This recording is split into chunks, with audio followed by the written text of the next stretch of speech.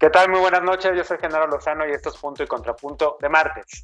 Esta mañana el presidente López Obrador se refirió a la marcha por el Día Internacional de las Mujeres en México y habló de provocaciones, habló de violencia y de grupos conservadores. ¿Cuál es el balance de la mesa de esta noche? Finalmente llegó la hora de regular el mercado de la marihuana en México. El Pleno de la Cámara de Diputados se apresta a votar una ley para permitir el consumo lúdico, el uso medicinal, el uso científico, cosmético y más de la planta de cannabis en nuestro país. ¿Es la mejor regulación posible o es una mala regulación? Veremos qué piensa la mesa. Y también el Senado preaprobó en comisiones una polémica iniciativa que saca a la Fiscalía General de la República, la FGR, del Sistema Nacional de Búsqueda de Personas Desaparecidas, entre otros mecanismos de protección a víctimas. ¿Es una medida retroactiva o es una medida necesaria? Quédate con nosotros que ya empieza Punto y Contrapunto en martes.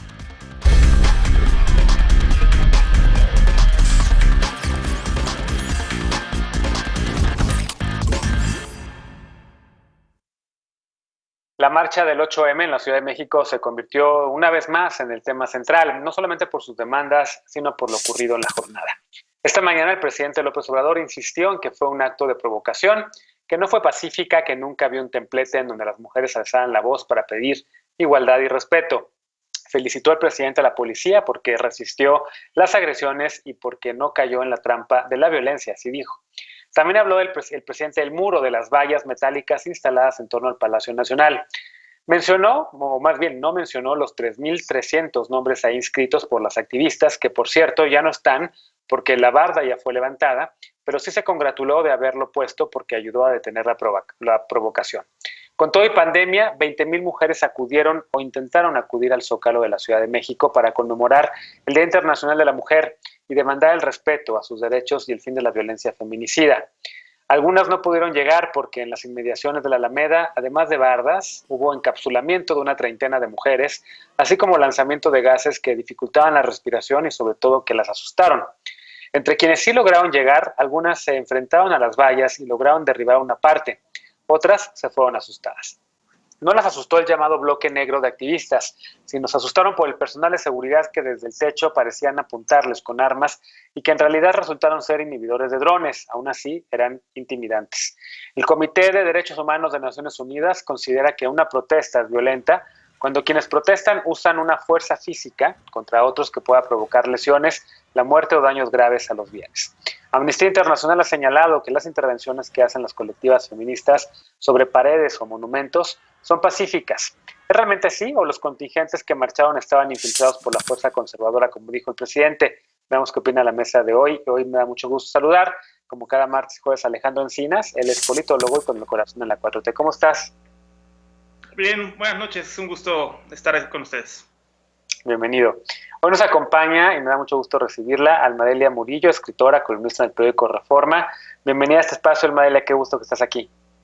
Hola, Genaro, buenas noches a todas y a todos. Hoy regresa a la mesa Jorge Herrera Valderrábano, cofundador del Instituto RIA, integrante también del Regulación por la Paz. ¿Cómo estás, Jorge?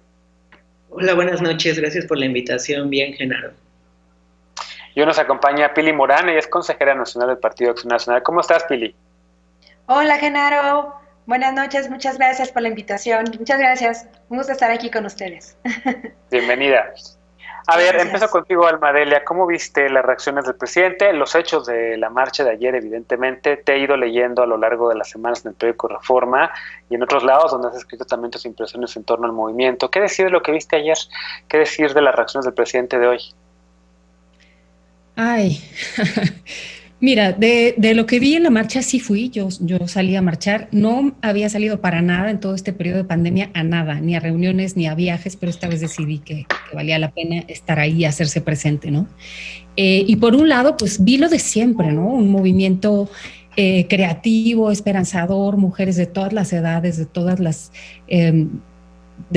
las clases sociales, gritando todo tipo de consignas, niñas, mujeres mayores, en fin, pero también pues teníamos miedo porque en efecto cada tanto veíamos que venía un grupo de mujeres corriendo porque estaban tirando gas. Eso me tocó mientras yo caminaba, digamos, a la altura de la Alameda, ¿no? Más o menos por la zona de Hidalgo, y efectivamente llegamos hasta la plancha del Zócalo.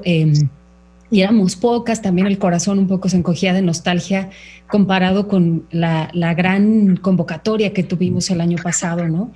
Pero igual, era esta misma diversidad y sí, hasta adelante, a la altura de las vallas, pues había un grupo de mujeres tratando de derribarlas. En efecto, cada tanto lanzaban desde el otro lado gases o humos, ¿no? Y yo en algún momento levanté la vista hacia las almenas, digamos en la parte alta de Palacio, y en efecto vimos a estos hombres con estos artefactos, que sí era difícil, sobre todo si no eres experta o experto en armas, determinar qué era eso, y pues sí daba un poco de angustia, ¿no? De ansiedad. En fin, esa es la experiencia, y sobre todo vi las redes sociales de manera unánime diciendo: este movimiento mundial histórico llegó para cambiar el mundo, ¿no? Luego, ya reduciendo esto al asunto Andrés Manuel López Obrador y la verdad la absoluta sordera y ceguera que ha manifestado ante nuestro llamado desde el tema de Salgado Macedonio, a los feminicidios, a la emergencia de violencia que estamos viviendo las mujeres, pues vimos lo de siempre, ¿no? Que hoy volvió a descalificar la parte legítima de este movimiento, a decir que somos conservadoras, provocadoras, y como si no existiéramos la inmensa mayoría que somos las que vamos ahí de manera legítima tratando de empujar una agenda pública que le urge a este país, ¿no? Entonces, perdón por malacopiar tan temprano, pero la verdad es que no esperaba algo mejor, algo diferente, y lo que vi fue pues a este señor reafirmarse en su mensaje, ¿no? Creo que eso lo único que hace es que nosotras nos unamos más en seguir insistiendo con los cambios que necesitamos. Pili, como bien dice Almadelia, esta marcha fueron pocas mujeres en comparación con las mujeres del año pasado. Fue la última gran marcha antes de que empezara la pandemia. Para muchas mujeres también la primera vez que acudían a una protesta o una marcha, incluidas algunas mujeres de tu partido, como Mariana Gómez del Campo. ¿Qué decir? ¿Qué viste? Mira, yo vi en esta marcha una marcha legítima, una marcha donde las mujeres luchamos por una justicia, por la equidad, y es algo que nos une independientemente de ideologías políticas. Mujeres tratando de impulsar una agenda pública. Sí, mujeres de mi partido fueron ahí a marchar, como Mariana Gómez del Campo, como Kenia López Rabadán, como Xochitl Gálvez. Exactamente, porque tú te acuerdas, el año pasado fue la marcha del 9 de marzo, donde también se exigía justicia sobre los feminicidios, y ya ha pasado un año y no ha habido nada, ¿no? Al contrario, ¿no? Tengo aquí una cifra de 3.730 mujeres asesinadas durante el 2020 y 57.496 víctimas de mujeres por lesiones dolosas, y muchas ocasionadas por el confinamiento de la pandemia. También, bueno, durante el confinamiento en promedio se reciben 143 llamadas por hora para repetir agresiones contra mujeres. Yo veo una marcha muy, la verdad, luchando por las mujeres, incluso las mujeres de mi partido, y uniéndonos, luchando por una equidad, por una agenda pública. Eso es lo que vi en la marcha. En el tema del presidente, la reacción del presidente, pues yo vi una insensibilidad. Él pone el movimiento de las mujeres, dice que atrás están los conservadores, están los neoliberales, cuando no es cierto, ¿no? Realmente hay un dolor de las mujeres y de la sociedad para el gobierno. ¿Coincides con esta lectura, Alejandro? Yo sé que dentro de la gente que tiene el corazón en la 4T como tú, hay quien no coincide con la visión o con la postura del presidente y con lo que ha dicho sobre el movimiento feminista, pero hacia afuera pues mucha gente no lo ve. Mucha gente piensa que la mayoría de las personas que están o que pertenecen a la 4T o que tienen el corazón en ella, pues coinciden con todo lo que dice el presidente y su postura frente al movimiento feminista. ¿Cómo lo viste? ¿Y qué decir también de lo que viste ayer en las calles? Es que yo creo que por ahí no va el tema, porque el feminismo es algo mucho, mucho más amplio. Yo creo que he escuchado a muchas mujeres y creo que tienen muchísima razón decir que el feminismo es el movimiento social a nivel mundial más disruptivo y transformador del siglo XXI. y nos hemos concentrado mucho en esta cuestión, y creo que eso desmerece los grandes logros y los avances que ha tenido en los últimos años. Ha avanzado tremendamente la causa feminista, y a veces por quedarnos en estos debates se opaca lo que es realmente sustantivo, pero desde mi punto de vista sí ha habido un cambio en el sentido común. Hoy en día hay una mucho mayor intolerancia hacia distintas manifestaciones de violencia, ¿no? Desde las bromas hasta pasando por el hostigamiento en espacios laborales y hasta llegar a la violencia física. Y algunas conductas que hasta hace unos años eran normalizadas, naturalizadas, incluso aplaudidas, hoy en día, gracias a estos movimientos, pues se han vuelto socialmente inaceptables. Entonces, desde luego, nadie puede alegrarse por las escenas de enfrentamientos. Yo creo que ahí de todos lados hay que tener presente que se tiene una persona enfrente, una persona a la que una familia, un ser querido, una hija o un hijo están esperando sanos y salvos en las casas, y creo que el enorme reto que tenemos que construir desde todos los frentes y en todos lados es pues una ciudad en donde el ejercicio del derecho a la protesta sea con condiciones de integridad, ¿no? Y que las madres puedan llevar a sus hijas a estas marchas. Si nosotros nos quedáramos nada más con lo que hegemónicamente se ha relatado en los medios de comunicación, pues sería con estas acciones, no las que nos cuenta Almadelia, de innovación, de esperanza, de creatividad, sino las de las confrontaciones. Y eso me recuerda a un cartón que circula mucho en redes sociales, de una marcha muy bien organizada, alegre, colectiva, pues que nadie está poniendo atención, y los medios de comunicación poniendo estricta atención en el grupo, digamos, en donde están las confrontaciones y digamos, claro, los disturbios. Yo creo que también tenemos que reivindicar los motivos que dan origen a esta marcha y los alcances, los logros, que, insisto, creo que es el movimiento social más disruptivo y transformador del siglo XXI. Jorge, en efecto, yo también considero que es el movimiento más disruptivo y transformador, pero no estoy tan seguro que lo estén leyendo bien desde el poder y en específico desde la 4T. ¿Cómo lo viste tú? Y la reacción también, si quieres hablar sobre lo que vimos, los enfrentamientos en el Zócalo y la respuesta de la policía.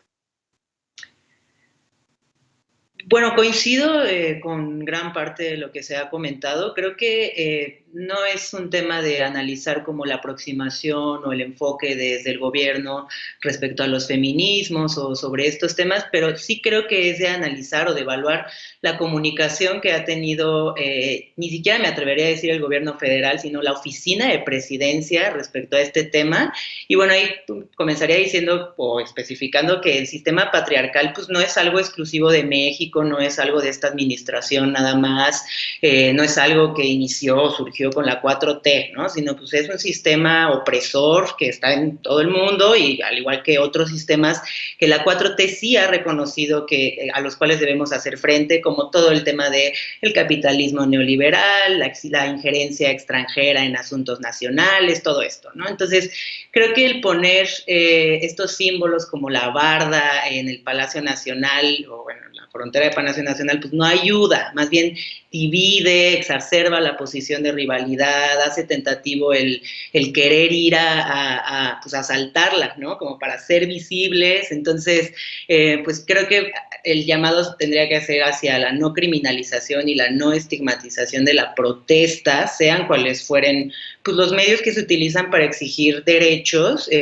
Creo que la narrativa desde presidencia, esto de la valla, los actos de autoridades de encapsular a manifestantes, esto de las personas en los techos de Palacio Nacional con el equipamiento, pues no ayudan, ¿no? Entonces, pues más bien es momento de que el gobierno reconozca que es necesario implementar mecanismos para nivelar estas balanzas de desigualdad que también se dan por temas de género, y que pues es un tema que también merece ser reflexionado para crear memoria, verdad, reparación del daño alrededor de esto. También lo que sí creo que hay que visibilizar es cómo ha incrementado el activismo en México, y no solamente en estos temas. O sea, yo sí creo que cada vez vemos más participación en protestas, bueno, físicas, pero también digitales, ¿no? Y que cada vez tenemos una sociedad más politizada. En los movimientos sociales en los que yo participo, pues son mujeres las que están liderando estas causas. Entonces, pues sí hay que hacer reconocimiento y admiración de eso, y pues el gobierno se debería de sumar hacia impulsar y empoderar todos estos esfuerzos. Sin duda, yo también me sumo a eso y en efecto del tema al que vamos a hablar regresando, que es cannabis, son las mujeres las que están liderando también en efecto todo este tema con litigios estratégicos, con todo lo que están haciendo y demás. Déjame hacer una pausa, regresamos rapidísimo después de esta para hablar precisamente de ese tema porque ayer se aprobó en comisiones de la Cámara de Diputados el dictamen de la Ley Federal para la Regulación de Cannabis que permitirá regular la cadena productiva del consumo adulto de la marihuana. La CONADIC, la Comisión Nacional de Adicciones, será el órgano rector, ya no va a haber un instituto de cannabis. ¿Contribuye esto a terminar con la guerra contra las drogas o no? Regresamos con el tema punto y contrapunto, no te vayas.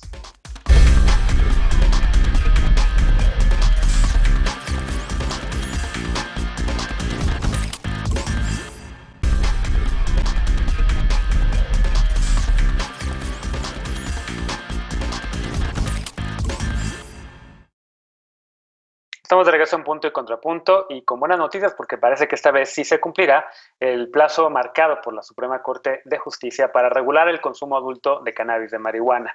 Ayer se aprobó en comisiones el dictamen de la Ley Federal para la regulación, pero solamente con el voto de los de Morena. La oposición ha señalado varias reservas, así como la sociedad civil.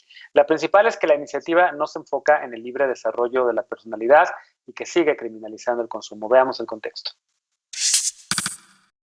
Con 34 votos a favor, todos de Morena, las Comisiones Unidas de Justicia de la Cámara de Diputados aprobaron el consumo adulto de cannabis, el proyecto de dictamen de la Ley Federal para la Regulación del Cannabis, así como modificaciones a la Ley General de Salud y al Código Penal Federal, será discutido en el Pleno. La Ley Federal de Cannabis regula la producción de cannabis para autoconsumo, comercialización y con fines de investigación y de cáñamo para fines industriales, el uso medicinal, paliativo, farmacéutico o para la producción de cosméticos, así como el uso científico, estará dispuesto en la Ley General de Salud. El texto tiene diversos cambios a la minuta aprobada en noviembre pasado en el Senado. Se eliminó la creación del Instituto Mexicano del Cannabis como órgano regulador y deja la rectoría sobre la cadena productiva a la Comisión Nacional contra las Adicciones, la CONADIC. La CONADIC será responsable de autorizar las licencias de producción, distribución, comercialización y venta de cannabis psicoactivo de uso adulto. Según el proyecto, esto evitará el impacto presupuestario que implica la creación de un nuevo organismo. Cualquier persona mayor de 18 años podrá cultivar y poseer en su lugar de residencia hasta 6 plantas exclusivamente para su consumo personal, y toda persona o asociación que produzca o distribuya cannabis y sus derivados deberá tener una licencia otorgada por CONADIC. Las asociaciones deberán constituirse con un mínimo de 2 y un máximo de 20 personas mayores de edad, y no deberá tener fines comerciales. Se permitirán hasta 28 gramos de posesión y se impondrá prisión a quien comercie o suministre más de 200 gramos de cannabis psicoactivo. Punto y contrapunto.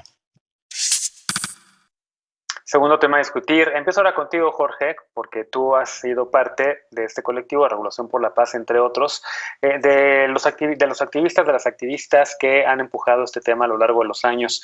Finalmente parece que estamos ya en la antesala de la regulación, pero ¿es la mejor regulación o no es la mejor regulación?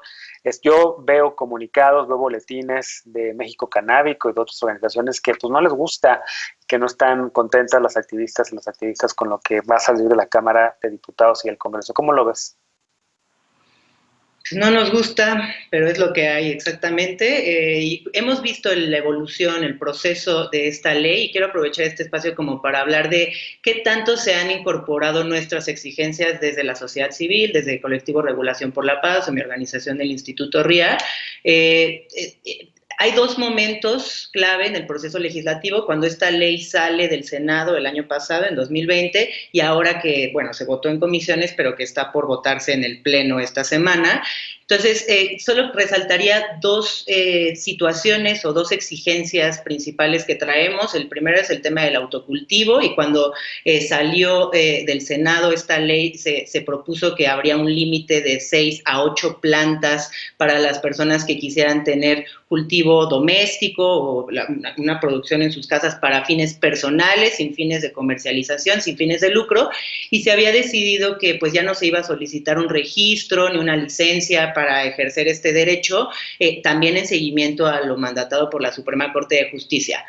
Ahora lo que se está proponiendo en la Cámara de Diputados es que se mantenga este límite de 6 a 8 plantas, pero solicitando una licencia que deberíamos de renovar anualmente, y pues, por supuesto eso es poner una barrera al ejercicio de nuestro derecho.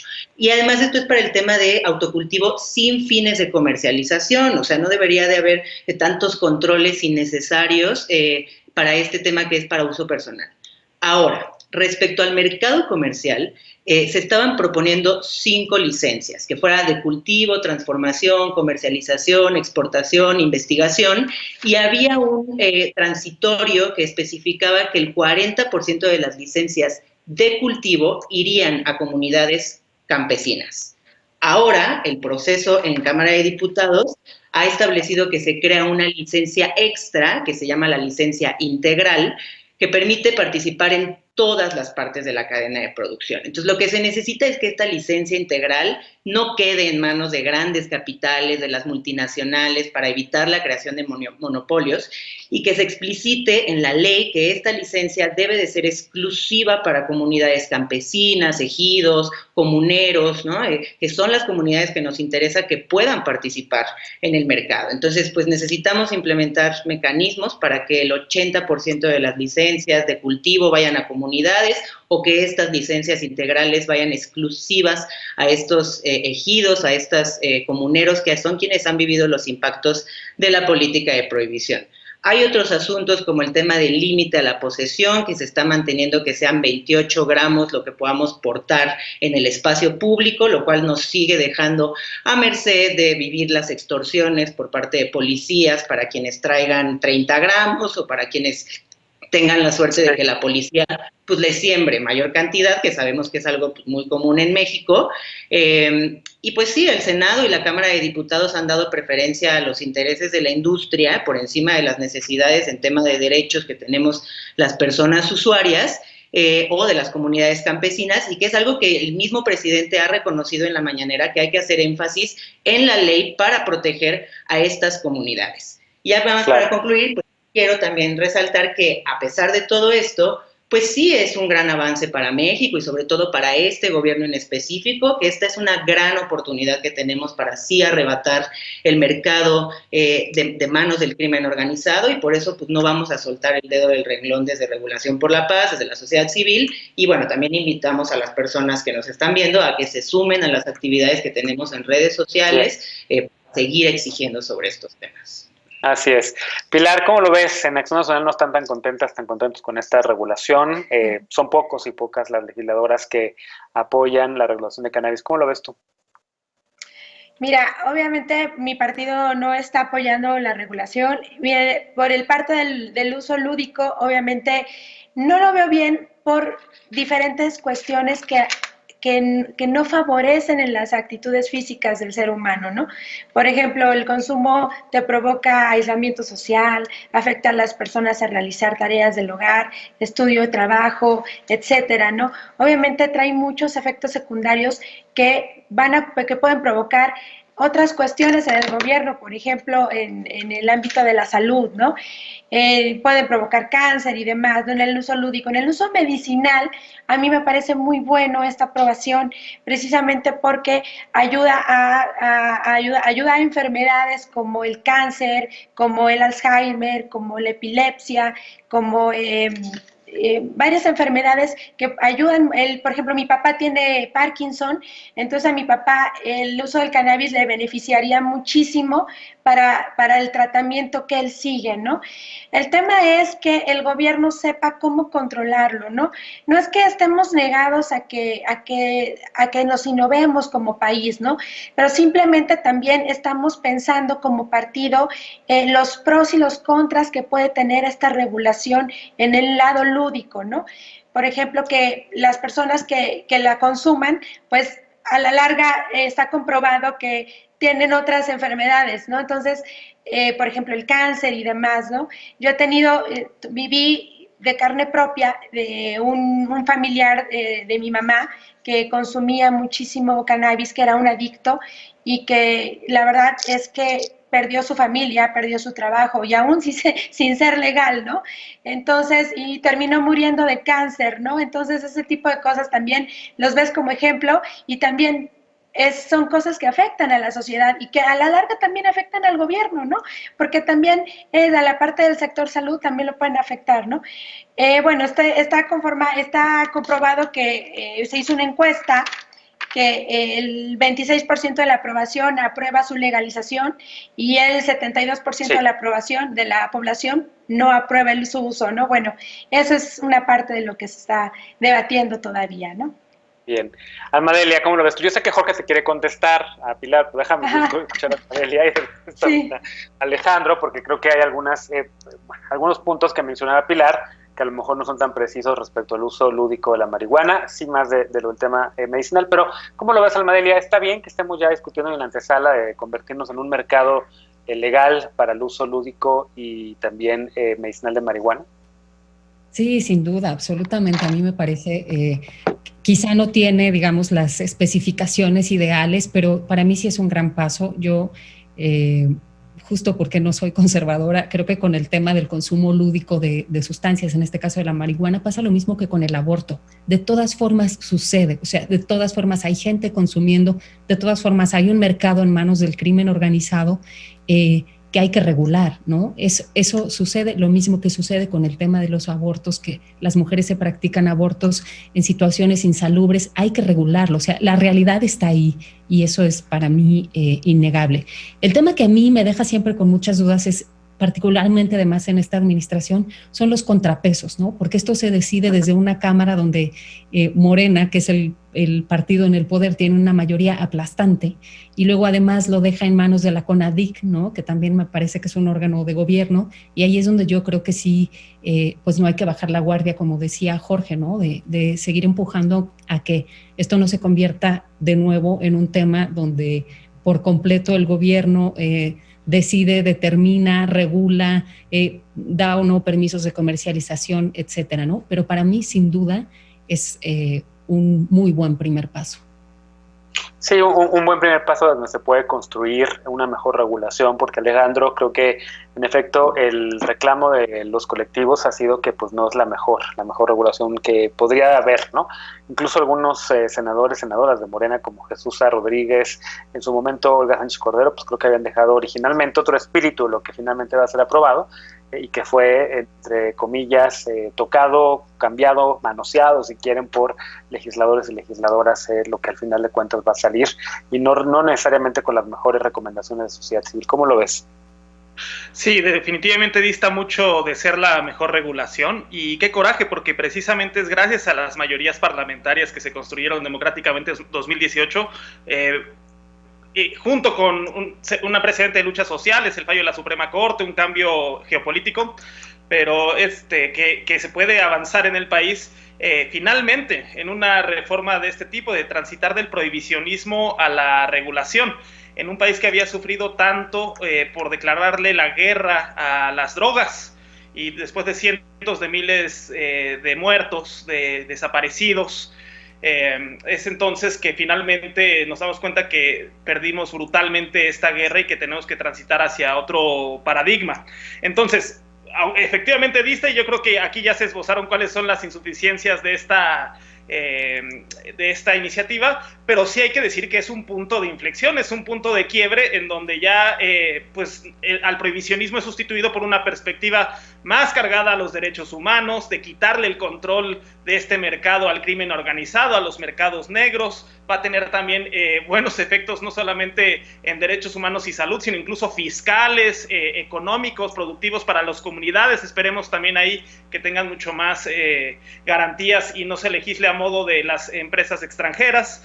Me parece un buen avance los clubes canábicos, el autocultivo. Hay que quitar esas licencias intrusivas y que no tienen ninguna justificación, y sobre todo esto de sacar el consumo, en el Código Penal, que siga criminalizándose un consumo o la aportación mayor a 28 gramos, me parece que es una forma timorata y que se legisla con miedo, como con incertidumbre de qué es lo que va a suceder, y me parece que se tiene que descriminalizar y sacar del Código Penal la aportación y el consumo de marihuana, y creo que hay perspectivas muy positivas en el corto plazo, sobre todo de aquellas personas que son cientos de miles que están miles que están privados de su libertad por portación de gramajes mínimos de marihuana, y que pues ya no tendría sentido que sigan estando en la cárcel de manera tan injusta. Yo creo que no es poco lo que se está avanzando en este sentido. Bien. A ver, finalmente, rapidísimo, Jorge, si quieres contestar sobre lo que escuchaste de Pilar, porque tenemos que hacer una pausa. Solo mencionar que es muy necesario eso de retirar la planta de cannabis del Código Penal Federal justo para evitar la criminalización de personas usuarias. Y solo, bueno, resaltar que la marihuana no provoca cáncer, o el consumo de marihuana no provoca cáncer, más bien se usa para el tratamiento de cáncer, dolores paliativos, etcétera. Para paliativo, pero lo que sí puede provocar, por ejemplo, es cáncer, la combustión, ¿no? O sea, cáncer de lengua, cáncer de garganta, por el prender un cigarrillo. Lo cual se podría resolver, por ejemplo, si se utilizaran vaporizadores para evitar la combustión. Sin embargo, este proyecto de ley desafortunadamente también restringe, ¿no? O sanciona el uso de vaporizadores. Entonces, pues es otro retroceso de esta legislación y que evidentemente pues se tiene que corregir también ahí. Ahora que también está en manos de CONADIC, pues debería de hacer una buena asesoría al respecto. Bien, déjame hacer una pausa y veremos qué sigue con este tema, porque tenemos que correr al siguiente tema. En el Senado también en comisiones se aprobó una nueva ley orgánica para la Fiscalía General de la República, que si se avala en el Pleno, la Fiscalía saldría de 4 mecanismos de protección a víctimas, entre ellos de protección a periodistas. Regresamos con la opinión de nuestros panelistas de esta noche en Punto y Contrapunto. No te vayas.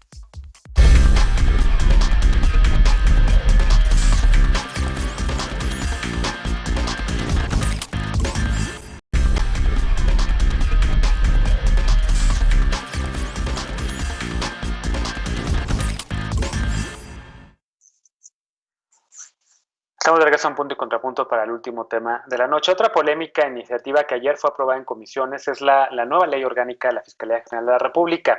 Pese a la preocupación externada por las Naciones Unidas y por la Comisión Interamericana de Derechos Humanos, pese a la petición de la Comisión Nacional de Búsqueda para que se descartara esta iniciativa, pese a las alertas emitidas por la sociedad civil, las y los legisladores de Morena utilizaron su mayoría para que la reforma presentada por el senador Monreal avanzara. Hubo reclamos de la senadora Jesús Rodríguez, entre otros. Veamos el contexto. Este lunes se aprobó en comisiones el dictamen sobre la nueva ley de la Fiscalía General de la República y 61 ordenamientos secundarios. Las Comisiones Unidas de Justicia y Estudios Legislativos del Senado aprobaron en lo general la propuesta presentada por el senador morenista Ricardo Monreal.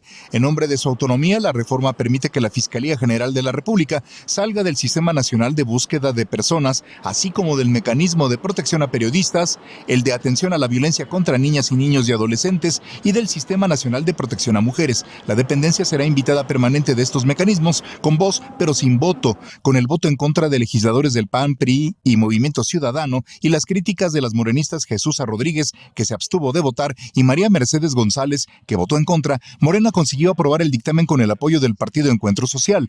La comisionada nacional de búsqueda, Carla Quintana, aseguró que la reforma viola la garantía del derecho de las víctimas a ser buscadas y a las familias su derecho a participar en el proceso. Desde que se presentó la propuesta, la comisión la consideró un retroceso en la Administración de Justicia y pidió que fuera descartada. La Organización de las Naciones Unidas y la Comisión Interamericana de Derechos Humanos también expresaron su preocupación y pidieron que se discutiera ampliamente. El colectivo contra la impunidemia señaló que la reforma carece de legitimidad al abrogar la ley orgánica de la FGR realizada en consenso con la ciudadanía en 2018 y omite facultades imprescindibles para el ejercicio de una función autónoma acorde al nuevo sistema de justicia penal. Punto y contrapunto.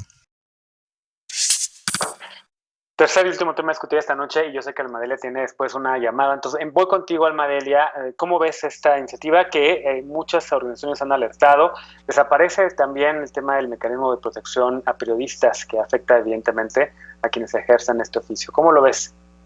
Gravísimo, Genaro. Sí, me parece con todas sus letras un retroceso. Separar a la FGR de la búsqueda, por ejemplo, de personas desaparecidas en un país como este, que lleva desde los últimos 3 sexenios en una crisis, en una tragedia espantosa, ¿no? Dantesca, donde pisamos sobre fosas clandestinas, donde las madres solas se han organizado, las buscadoras, para tratar de rastrear los cuerpos de sus hijos y sus hijas, que esto toca también de manera directa el tema de la violencia de género, porque muchas de estas personas desaparecidas son mujeres. Me parece gravísimo, de verdad creo que es sin duda una muy mala señal. Y siguiendo con el tema de los periodistas, además, donde México está rankeado como uno de los países más peligrosos para ejercer este ejercicio, esta profesión, sí creo que tendríamos que estar pero poniendo en el spot público de manera muy importante, porque de suceder, bueno, ¿dónde nos quedamos, no? O sea, ¿cuál es la legalidad a la que se puede recurrir en una situación como esta, como una hija desaparecida, ¿no? A mí me parece terrible, gravísimo. Oye, Almadelia, pues te agradezco mucho que hayas estado, porque yo sé que te tienes que ir corriendo. De verdad es un placer tenerte por acá, vente más seguido. Gracias por estos minutos para punto y contrapunto. Y déjame escuchar el contrapunto de Alejandro, que tiene en la mano... no tenía la mano levantada, pues me adelanté.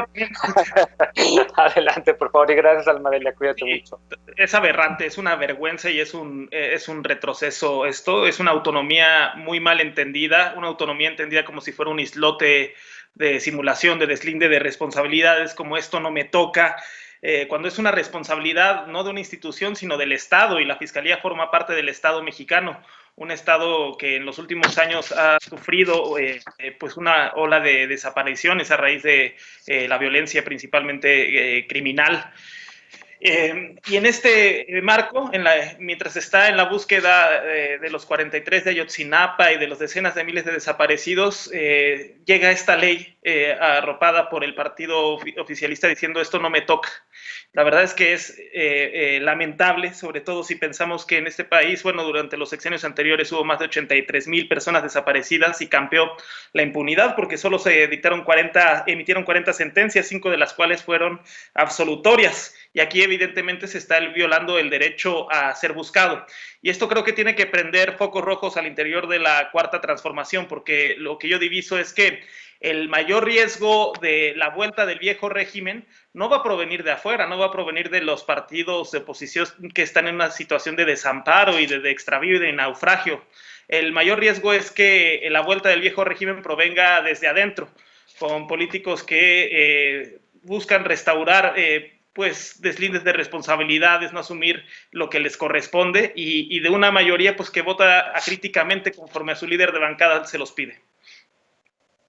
A ver, y entonces, ¿qué podemos hacer? Jorge, hablabas hace rato sobre cómo la sociedad civil está más organizada. Esto evidentemente pues fue apoyado por la mayoría de legisladores de Morena, como decíamos, con algunos reclamos del senador Jesús Ramírez, pero ¿qué hacemos? Porque como sociedad civil hay mucha gente que en efecto está inconforme con que haya pasado esto, que ve como retrocesos, pero parece como que el Senado le entra por aquí, le sale por allá, no escuchan, no oyen, no ven.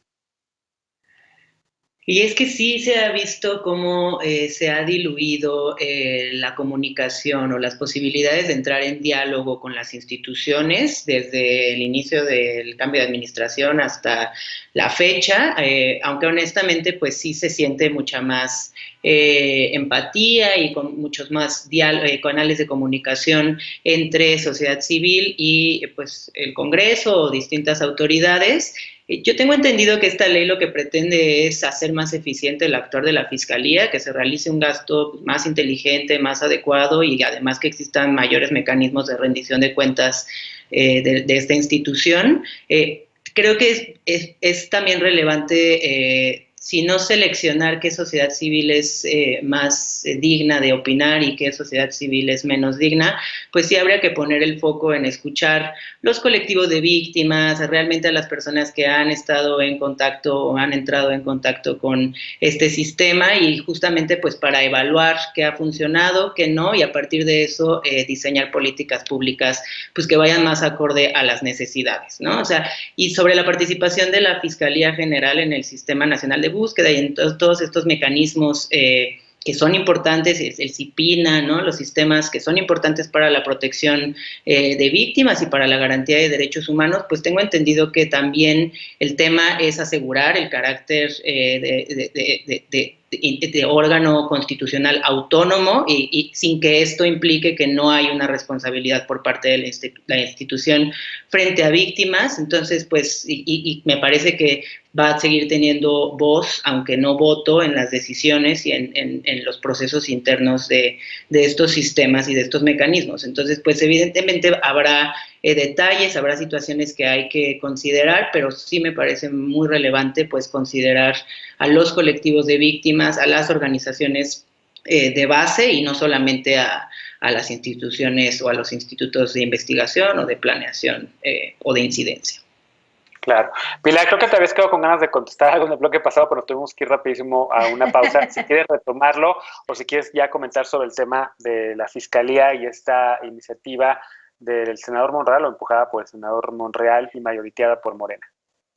No, solamente el tema de lo del cáncer, si provoca el cannabis cáncer.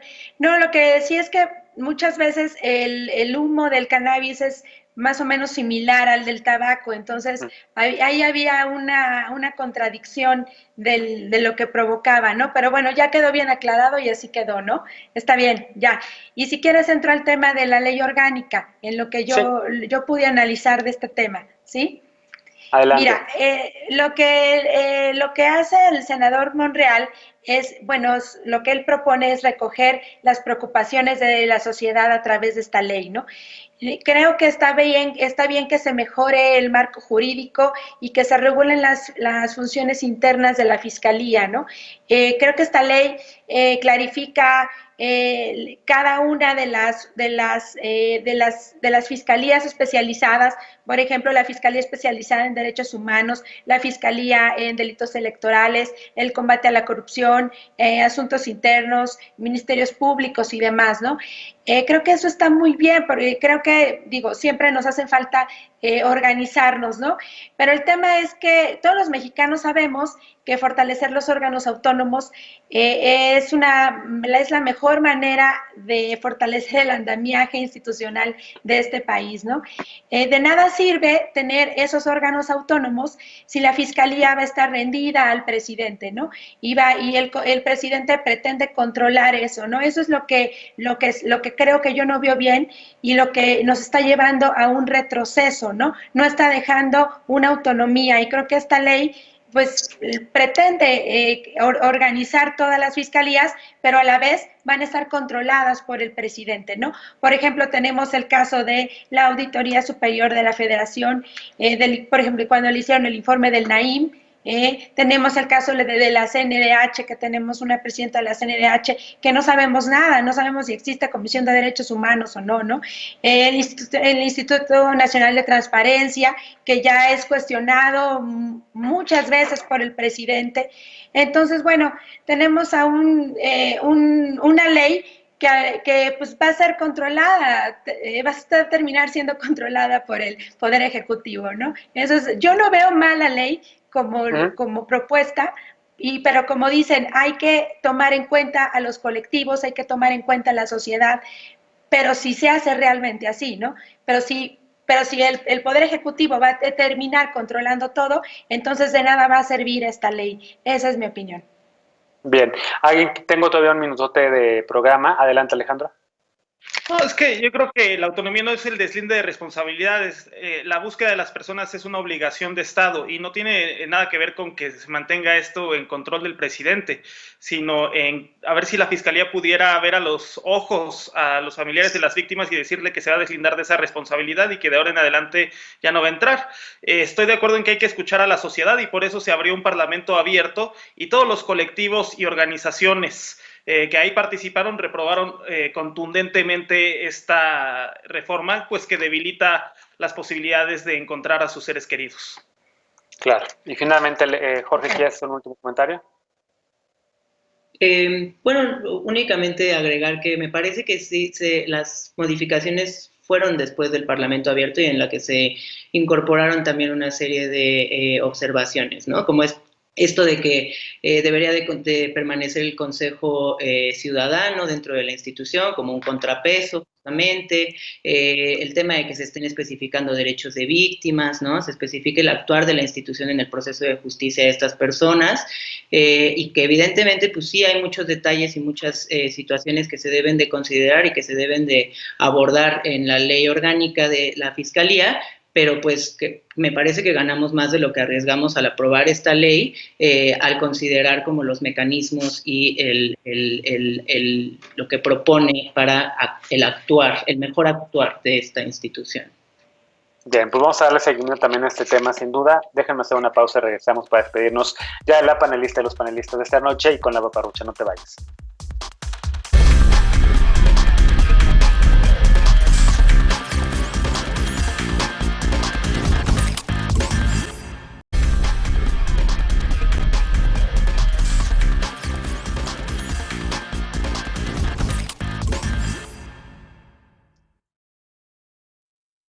Estamos de regreso ya para despedirnos de la panelista y los panelistas y con la paparrucha de esta noche. Durante la movilización feminista de ayer, del 8 de marzo, realizada en la Ciudad de México, surgieron un par de informaciones que provocaron confusión y miedo, mucho miedo. Primero fueron los supuestos francotiradores que se encontraban en el techo de Palacio Nacional. Fue tal alarma que se convirtió en tendencia en las redes sociales. Muchas personas se fueron de la concentración por temor a que las cosas pasaran mayores. Aunque las alertas sobre la presencia de estos supuestos francotiradores empezaron desde las 4:30 de la tarde, no fue sino hasta las 7 de la noche cuando las autoridades aclararon que se trataba de inhibidores diseñados para interferir la comunicación entre el dron y el control remoto, esto para evitar que se acercaran a Palacio Nacional por cuestiones de seguridad. También hubo reportes de manifestantes, periodistas y de la Brigada Humanitaria de Paz Marabunta señalando que se lanzó gas lacrimógeno a las manifestantes.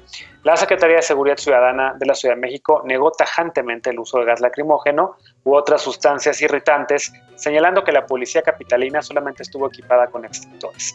Quienes fueron afectadas insisten en que fue gas lacrimógeno. Él ahí su testimonio, aunque cabe señalar que los polvos químicos que usan en los extintores también pueden causar problemas para respirar y dificultar la visibilidad, pero no bloqueo en las vías respiratorias.